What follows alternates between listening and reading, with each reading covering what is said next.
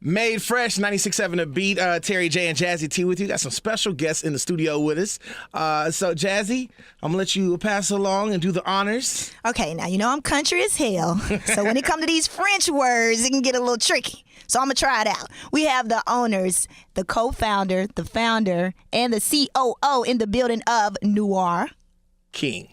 There we go. I got you. Now, this, before I'm not done with the introduction. This is the first and only Black-owned cognac. Am I correct? Founded by a Black woman. Founded by a Black woman. She said it softly. You got to say it proudly, please. So there are a few others out there here and there, but it's the first one founded by an African-American woman. Wow, that's amazing. Yeah. And could you please let everybody know your name, please? Hello, I'm Michelle D'Agostino. I'm the creator and founder of Noir King Cognac, VSOP. What's going on, everyone? My name is John Gillett. I'm the COO of Noir King Cognac. And I'm Monye Shell. I'm the co-founder and president of Noir King Cognac. So I have to ask you, this is cognac, and what inspired you to create and have this elegant looking bottle that's in front of me? What caused this moment to say, I want to do this? That's the number one question I get. So first of all, I just grew up with it. It's very familiar with me. So all of my family, friends, every function, it was always the brown alcohol. Absolutely. So it was Hennessy and Cavassier, and even the throwback to E&J and Christian Brothers. Ooh, Talk about it. Eric and Jerk. And so it's just so funny because with all of my uncles, my cousins, I'm the oldest girl. I had all older cousins, an older brother. So I was a tomboy. I grew up with the guys. I hung out with them and played dominoes and, drank and hung out and all of that. So it was just it was always present in my family. So it was very familiar when I wanted to get into the industry. I started looking around at different spirits, started with vodka, never drank it, wasn't interested in it, right. didn't hold my interest. It wasn't familiar. So then I ended up with cognac and I fell in love with it. And so then Noir King Cognac just came to be. Okay, and I got to ask the question, for those, when do you drink cognac? When's the proper time to drink cognac? Is there a proper time? And what can be coupled with the cognac? So cognac to me is, it's almost like a celebratory drink that you have with your friends, you have with your family. If you're just relaxing, chilling with your girl, your boys, you can pair it with food, you can pair it with dessert, but also with cigars. Cigars and cognac go hand in hand. All right. Now. And cognac is not just a type of liquor you can just get in the United States. You have to go to France. So I'm guessing you went to France. And Yes. How was that going, especially being a Black woman, entering into France and saying, hey, I want to start a cognac drink? Like, what was that experience like? Well, I was very fortunate in the sense that I didn't know how hard this industry was going to be when I first started. Mm-hmm. So I was so bright-eyed and bushy-tailed to create it. I just thought, hey, I'll do this brand and it's going to be great. And I remember creating it at home in my home office on my computer and didn't even realize that I had to go to Cognac to get it. I really thought, you just go and you buy bulk liquid and Cognac's a place? Cognac France. Cognac France. I mean, I just want to I'm going to need you to get cultured. Well, slow down now. I just was like, wait, shit. It's okay, Go to okay. cognac. I was like, Cognac, I just want to, for those who don't know, cognac is the place. Cognac France is where it comes from. And it's very similar to champagne and sparkling wine in that if it's not grown in the specific cognac region, which is very heavily regulated, you can't call it cognac. It'd be brandy. So it's like if those grape varietals aren't grown in Champagne, France, you have to call it sparkling wine. So I reached out to someone online one day and I realized that he was in the industry and I said, hey, I have this idea. And he said, that sounds great. Why don't you come over and I'll introduce you to my colleagues and my clients. Now, I didn't know this person and he didn't know me. Wow. But it just so happened to work out that he believed in what we were doing, what I was doing at the time. And I had a dream and he supported it. So I went over there and spent a week. Met our master blender, Mr. Philippe Bristad-Tefan. He is an artisan, as you will soon learn by when you taste it. And he's been in the industry over 30 years.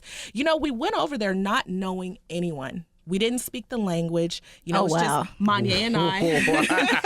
that was fun, right? How was it going to France and not knowing the native language? So we had our project manager, this guy that wanted to help us out, Sibe, who I initially reached out to. So he translated everything. He took us all around the region, and we were able to meet with all the vendors and suppliers and be able to sit in the showrooms and decide what bottles we wanted and what components, the label, tops, all of that. So it just worked out beautifully.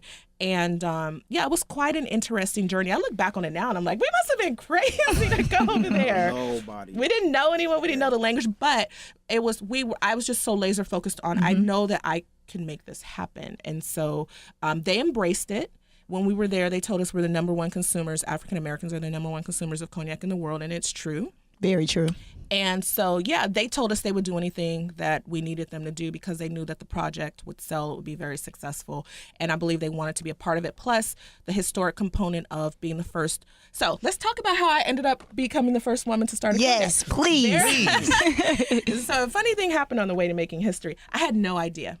I had absolutely no idea that I would end up being the first Black woman to start a cognac anywhere in the world. And I didn't set out to do that. Anywhere in the world. Anywhere in the world. And I didn't set out to do that. And that's what's so funny about the story and the journey, because 5 years ago, I was back home in California and I just had an idea that I wanted to do it. And so what happened was I reached out online. I just started, I went to Google University. I just started looking up everything, devouring everything. I said, I'm going to find a mentor. That's how this started. I'll just find a Black lady who started a cognac and I'll ask her for helping to mentor me. What do I have to lose, right? And then you realized once you went to Google University that you were the first enrollee. Right. So there wasn't one. And so I thought, well, I wasn't deterred or discouraged. I just thought, well, how come there hasn't been?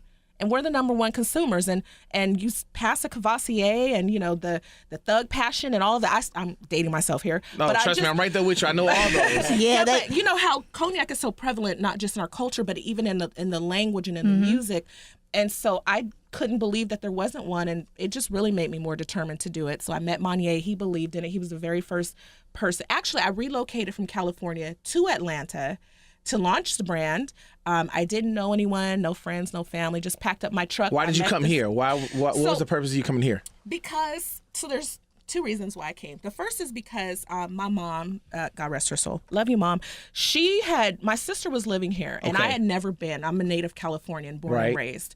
And so my mom would come here to visit my sister and her husband, and she would come back talking about all these stories about how magical Atlanta was, and she was going to relocate here, she was going to move here. And I thought, what's so great about Atlanta? And I'm like, it's California, Mom. You're never going to leave. We have the beach, the sun. Are you crazy? Exactly. And so I just, I always remembered her stories about Atlanta. So, after she was gone, and I said, I think I might be able to step out and do something different with my life. I think there's more than just Sacramento, California, where I was born and raised. And so I started looking around. I said, well, I can start anywhere. So I looked at New York, I looked at Texas, and I looked at Atlanta, and I contacted everyone that I could think of, like in economic development offices and things like that. And the first person who really responded and said, I'll do it, we'll roll out the red. Well, it was more so, we'll welcome you. Atlanta will welcome you. And your project was a lady by the name of Elena. I can't say her last name, I'm going to butcher it. But she's with Invest Atlanta. Okay. And that's how I ended up here with the brand. Wow. She just said, come here and we'll help you. And now we're here. So let's talk about the success of Noir King. And for those who don't know what noir means black. In French. In French, it means Black King. But let's talk about the success of the product. Where is it being placed, and what's coming up for the brand? So I'm going to let John here. He has been very instrumental and key in opening up the majority of our accounts, and he's out there boots on the ground like literally every day. So, and there's some very exciting things happening. I'll let him talk about Atlanta, and then we'll talk about Houston. Pretty much right now, we're in about 100+ locations in Atlanta. You can find us on, I'm gonna just name a couple places. Harold's on Old National, the Pizza Bar, Camp Creek, Old Lady Gang, Camp Creek, TGI Fridays, Camp Creek, Camp Creek Road to Beverage, Camp Creek Liquors. We just got to deal with Hooters. So we're gonna be rolling out, the first Hooters is gonna be in Newnan, Georgia. Followed by, we got other Hooters. Like I said, tons of liquor stores around Atlanta. We're in Augusta, we're in Albany, we're in Macon. So we popping, we moving right now. So we really popping. So How many total? right now total, I lost count. It's 100 something. Wow. I lost count. 100 plus. 100 Go to plus, 100 but that's in plus. less than like 3.5 months. Wow, that's amazing. 100+ That's amazing. That's locations. great. And so talk to us. You said something about Houston. What's going on with Houston? So we have some partners in Houston, and I guess I'm going to challenge Atlanta. They want to give Atlanta a run for their money. Oh, talk to us now. Yeah, so Houston is extremely excited about the rollout of the brand. It's probably going to be the first state that we open up with the direct distribution here in Georgia. Atlanta's home. It'll always be. I came here to launch it, and it's done very well, and we've been embraced. I'm very grateful for that. But we have direct placement in 4 states, so Florida, New York, New Jersey, California are up on our list for rapid expansion. But Houston, Texas, I spent a few days there. They want me to come back for a week, and yeah, they're talking about putting up some pretty big numbers out there. Houston's about the drink life too as well. Yeah. They're all about the celebrations. Well, that is amazing, and Atlanta, we got to hold it down. If you are, a happy hour, we got to, especially in the Camp Creek area, because I know the Camp Creek area sounds like it's on and popping. So I know my Camp Creek people, we got to show support. And we have to get this drink throughout all the other places as well. And definitely, we thank you guys for coming, stop by. We can't let them go without tasting it. Oh, absolutely. They need to see our face when we taste it. It is. So I was popping talking bottles? to one of our partners, and we've been saying it's a beautiful liquid. He goes, we should trademark that, and I said, yeah, I think we will. Yeah. So I think you'll enjoy it. So the new trademark is? It's a beautiful liquid. It's a beautiful liquid. All right. That's it. Let's pop these bottles.